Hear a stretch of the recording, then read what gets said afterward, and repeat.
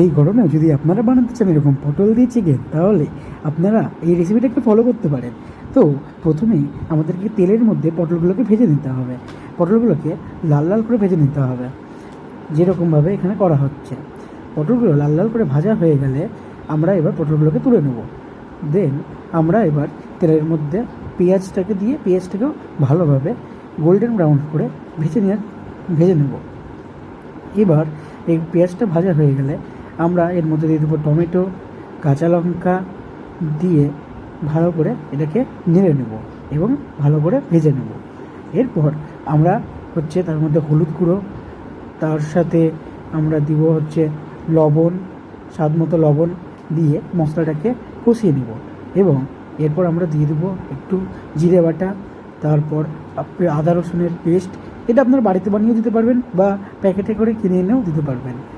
এরপর আমরা এই মশলাটাকে ভালো করে কষিয়ে নেব। মশলাটা ভালো করে কষানো করে নেবেন, যেরকম ভিডিওতে দেখানো হচ্ছে। মশলাটাকে ভালোভাবে কষিয়ে নেওয়া হয়ে গেলে এর মধ্যে আমরা দিয়ে দেবো বাড়িতে থেকে আনিয়ে আনা মাংসগুলি। তো ভালো করে এর মধ্যে চিকেনটা দিয়ে দেবো। দেন এটাকে ভালো করে কষাতে শুরু করবো আমরা। এটাকে অনেকক্ষণ ধরে ভালো করে কষিয়ে নেওয়ার পর যখন মাংসটি ঠিক এরকম হয়ে পরিস্থিতিতে চলে আসবে, তখন আমরা এর মধ্যে দিয়ে দেবো পটলগুলি। যেই ভিজে রাখা পটলগুলো ছিল সেইগুলো আমরা এর মধ্যে দিয়ে দেবো।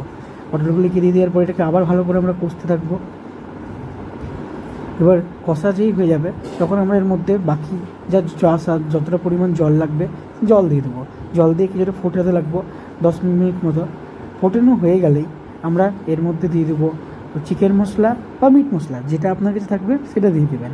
দিয়ে ভালো করে এটাকে নাড়াচাড়া করে নেব এবং আপনাদের তৈরি হয়ে গেল এই পটল দিয়ে চিকেন।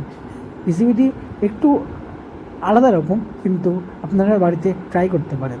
তো আরও এরকম ভিডিও যদি দেখতে চান তাহলে আমাদের এই চ্যানেলটিকে সাবস্ক্রাইব করুন এবং ফলো করুন।